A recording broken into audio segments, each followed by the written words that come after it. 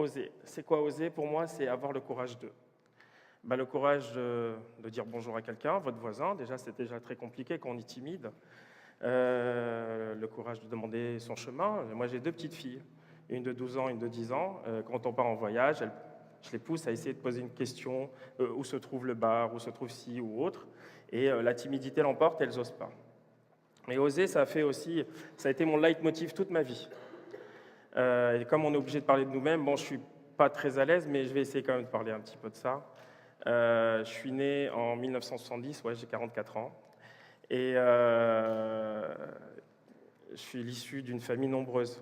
J'ai 8 sœurs et un frère. Je suis le dernier de la famille. Donc, si je n'avais pas osé, j'aurais jamais eu ma place. Ne serait-ce que pour avoir un biberon. Et donc, ça a été un petit peu tout mon leitmotiv pour les études ou autres, parce que forcément, dans le lot de 10, il y en a qui ont fait des super études. J'ai un frère qui est agrégé de philo, une sœur qui a un DESS de commerce international, en plus d'être avocate, et ainsi de suite. Donc, il a fallu oser. Donc, j'ai osé faire des maths, j'ai osé faire maths sup, maths spé, et j'ai osé faire Centrale Paris, ce qui n'était pas facile. Sachant que j'avais pas d'argent, c'était très compliqué, il fallait que je travaille la nuit et autres. Et puis après, il faut oser encore une fois et trouver le système D, le système débrouille qui fait que vous pouvez allier ce que vous voulez faire et ce que vous pouvez faire. Et ça a été un petit peu tout mon leitmotiv. Cela dit, moi j'aime beaucoup cette citation de Paul Erdős. C'est un livre, il n'est pas plus épais que ça, c'est un grand publicitaire, je vous invite à l'acheter, il existe en français et en anglais. Et c'est assez merveilleux parce que justement, il donne des outils vachement importants qui vont vous permettre, si vous arrivez à les adopter et à les calquer, qui vont vous permettre à avancer différemment d'un autre. Et c'est ce qui va faire que vous serez beaucoup plus remarquable au moment où vous oserez les choses. Et comme tous mes prédécesseurs, je pense qu'on va avoir tous des exemples. Donc on va aller assez vite sur les exemples et après on reviendra sur autre chose qui est en rapport aussi encore une fois avec ma vie. Ces 4 personnages-là, en fait, donc Ludwig van Beethoven, vous avez Goscinny, les Beatles et J.K. Cole, c'est ça, oui, qui a écrit Harry Potter, ont tous eu, à un moment donné, alors soit, ce qu'il y a d'intéressant, c'est pas que eux ont osé, c'est d'autres gens aussi qui ont osé. Si vous voulez, vous pouvez pas oser seul, c'est impossible. On peut oser, oui, je peux oser aller voler la banque d'à côté et faire le braquage et ainsi de suite, je peux oser plein de choses, mais si vous n'avez pas ce miroir, vous ne pouvez pas avancer.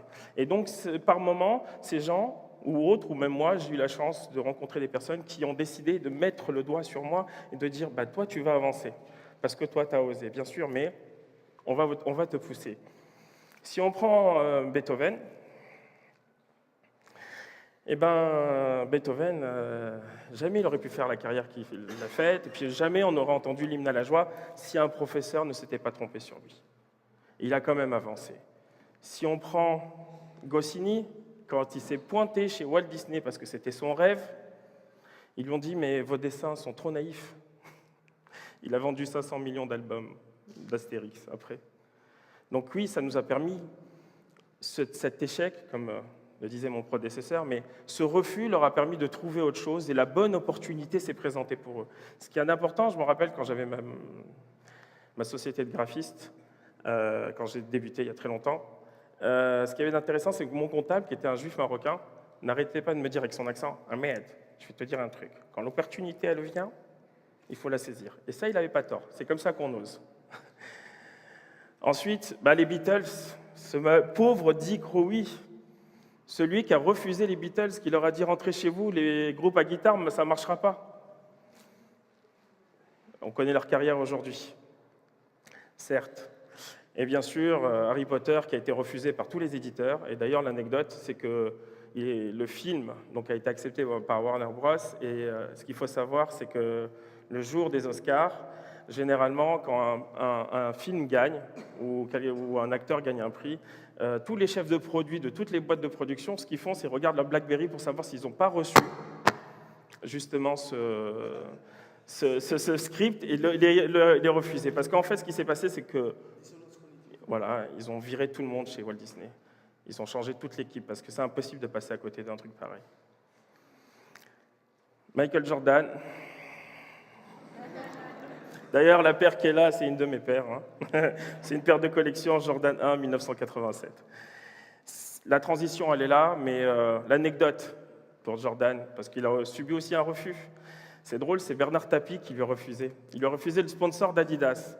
À l'époque, dans les années 80, tout le monde était dingue d'Adidas. Pourquoi? Parce qu'il y avait le Run DMC qui avait chanté My Adidas. Et c'était la grande folie avec les campus et les gazelles. Et Michael Jordan s'est pointé en Europe et a demandé à rencontrer Bernard Tapie. Il lui a dit, écoutez, je suis Michael Jordan, je joue à la NBA. Ouais, c'est quoi la NBA? Lui dit, bon, c'est le basketball aux États-Unis. Je rêve d'être sponsorisé par vous. Il dit, écoute, nous ici, l'Europe, c'est le football. Les États-Unis, on s'en fout. Il est reparti, il a joué avec Nike. Et ce qu'il y a d'intéressant, c'est que regardez la couleur de cette paire-là. Je ne sais pas si vous vous en rappelez, mais dans les années 80, il était interdit de jouer en NBA avec des baskets de couleur. Tout le monde jouait avec des baskets blanches. La première fois qu'il les a portées et joué un match, il a eu une amende de la NBA de plus d'1 million de dollars. Et c'est Nike qui lui a payé parce que juste derrière, ils ont vendu, je crois, des wagons de baskets. Et jusqu'à aujourd'hui, ça reste une paire mythique. Aujourd'hui, je crois qu'il y a la Jordan 29, un truc comme ça. Moi, en collection, j'ai la Jordan 1, 2, 3, 4, 5, la 7 et la 11. Allez voir sur Google, elles sont magnifiques. Tout ça pour dire quoi? Parce que en fait, c'est un vrai tournant dans ma vie, en fait, Nike. Un vrai tournant dans ma vie. Ça a été ma deuxième chance, quelque part. En fait, j'ai eu ma première fille en 2002. Et on était sur Paris. Ma femme m'a dit, écoute, moi, éduquer les enfants à Paris, les voir grandir dans la pollution et tout ça, c'est pas possible. Donc je lui ai dit, écoute, on a un petit peu d'argent devant nous.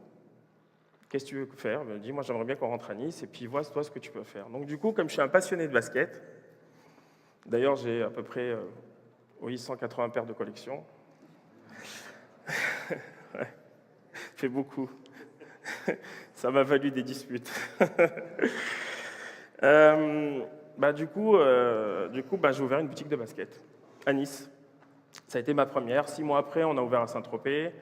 Et après, j'ai ouvert dans 2 villes en Italie, qui étaient Parme et Turin. Et ensuite, j'ai ouvert à Genève et j'ai racheté une boutique à Paris. J'étais en négociation avec Foot Locker pour acheter la chaîne. Et mon associé, ce qui se passe souvent, a confondu argent de poche et chiffre d'affaires. Ça arrive souvent. Et du coup, j'ai fait faillite. J'ai fait faillite, donc j'ai tout perdu. J'ai retrouvé une main devant, une main derrière. Et ce qui s'est passé surtout, c'est que derrière, j'ai eu un contrôle fiscal et j'ai eu un contrôle fiscal de 300 000 € de dette. Ce qui est insurmontable. C'est-à-dire que le jour où la feuille des impôts est arrivée et que je l'ai ouverte, j'ai rigolé. J'ai explosé de rire. Et c'était quand même une catastrophe parce que ça vous tombe dessus, vous aviez une vision, des choses à mettre en place. Et bon, pas grave. Donc du coup, faillite, 2 enfants, il faut les nourrir, une femme qui tous les soirs vous prend la tête et ainsi de suite. Et à ce moment-là, qu'est-ce qui se passe? Il se passe que vous prenez le premier truc venu, malgré que je sois centralien. Je suis centralien, j'ai fait Centrale Paris. Et malgré ça, je ne me voyais pas aller dans l'électronique. Ça faisait des années que je ne touchais plus à ça. Et mon seul salut, c'était soit ce que je faisais actuellement, soit repartir dans la pub. Et donc, il s'est passé que je suis allé travailler dans le bâtiment. J'ai cassé des murs. Parce qu'il fallait que je fasse rentrer tout de suite de l'argent. Il me fallait un tiroir caisse. Et la seule possibilité, c'était d'aller dans de l'intérim ou autre. Et puis voilà, donc je me suis retrouvé à casser des murs, à conduire des camions, livrer de la marchandise, du sable et ainsi de suite, et faire des choses et tout. Il ne faut pas hésiter, quoi. Il faut oser là aussi à ce moment-là. Et tous les jours que Dieu fasse, à 9h15 du matin, j'ai pris mon téléphone et j'ai appelé mon réseau. Tous les jours. Et un jour, j'ai eu un rendez-vous chez Nike. Et, mais 3 mois plus tard, il s'en est passé du temps, la déprime, ainsi de suite. Il fallait se remotiver. Puis l'argent, je mange ou je prends mon billet pour aller à Amsterdam, parce que c'est pas à Paris, c'est pas en France. Moi, j'étais dans le sud de la France. Bref, j'arrive à ce rendez-vous, je prends le train, donc TGV, direction Paris, Thalys, direction Amsterdam. Sauf que j'avais pas les moyens d'avoir un super forfait, pas de roaming. Arrivé en Belgique, le téléphone ne marche plus. J'arrive à Amsterdam, bonjour, monsieur Elzoglami, j'ai rendez-vous avec monsieur Bertrand, ok, d'accord, oui, mais Et hop, l'assistante arrive, elle me dit, mais ça fait plusieurs heures que j'essaie de vous joindre. Je fais, pardon? Oui, parce que le rendez-vous est annulé. Je fais, quoi? Bon, ok, 3 mois pour avoir un rendez-vous, c'était impensable. Je venais dépenser je ne sais pas combien pour des billets aller-retour, la nuit à Amsterdam, et ainsi de suite. Et là, à ce moment-là, le patron Europe sort. Et là, je le connaissais déjà d'avant par rapport aux boutiques qu'on avait. Il nous avait déjà visité. Ah, salut, tu vas bien? Oui, je vais bien, mais bon, rendez-vous annulé, oui, je dois partir, c'est une urgence. Et là, vous n'avez pas le choix. Vous n'avez vraiment pas le choix. C'est soit vous le chopez dans l'instant, soit vous êtes rebalancé dans 3 mois. Et je lui dis, tu vas où, comment? Il me dit, bah écoute, je prends l'ascenseur, je descends. Ok, je te suis. Mais moi, j'avais préparé un portfolio, une présentation, un peu comme dans ce style-là, et ainsi de suite. Non, il fallait être actif, et un peu à la Hitchcock. Hitchcock, avant, quand il voulait vendre son film à des producteurs, il leur donnait rendez-vous devant l'ascenseur. Et il les faisait attendre exprès devant l'ascenseur, alors ils s'excitaient et tout. Et puis quand il arrivait, bonjour, alors le film et tout. Mais attendez, on va monter. Il montait au dernier étage de l'Empire State Building exprès pour justement les faire patienter, parce que ce qu'il voulait, c'était les accrocher. Et quand il montait dans l'ascenseur, il disait une phrase. Alors c'est l'histoire d'un homme et d'une femme, il y a une intrigue. Et là, si le producteur lui disait 10 mois en plus, il savait qu'il avait accroché, il suffisait de raconter, il vendait. Et à ce moment-là, ben pareil. Je rentre dans l'ascenseur, et puis je le regarde, il me regarde, ça va, ok, ben, j'ai pas beaucoup de temps parce qu'il y a 3 étages, hein, c'est pas grand, il fallait aller au sous-sol. J'enlève ma paire de baskets, et là je regarde ma paire de baskets, je me rappelle, c'était un modèle, une Air Max fusionnée avec une Presto, c'est un modèle assez particulier, et je lui dis, ben ça, c'est moi. Et là il me regarde, il me fait 10 mois en plus, et là j'ai su que je l'avais accroché.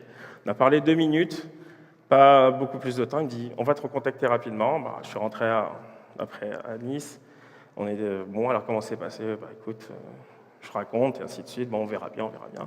Et je continue à travailler à 9h15 du matin, toujours à appeler, ainsi de suite, jusqu'au jour où on m'appelle, et puis c'est l'assistante qui me dit, bon, vous avez un passeport? Je fais, ouais. Mais vous êtes de nationalité française? Je fais, non, je suis tunisien.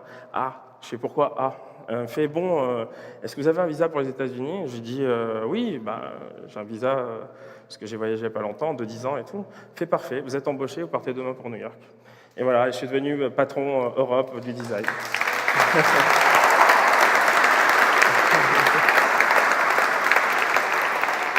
Merci.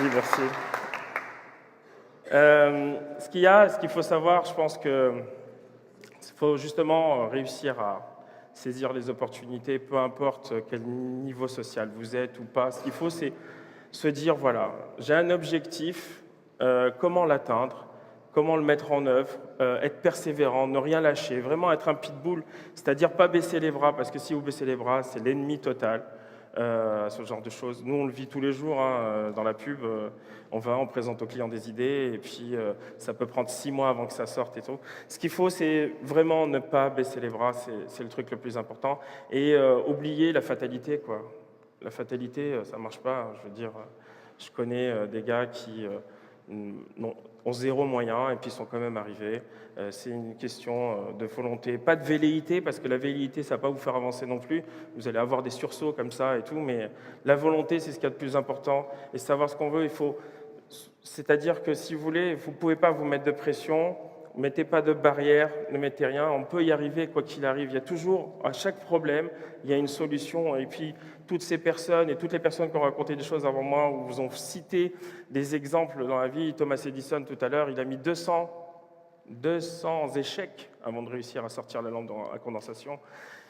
C'est pas tout, c'est y croire, se fixer le truc, et n'avoir qu'un seul objectif, c'est le résultat.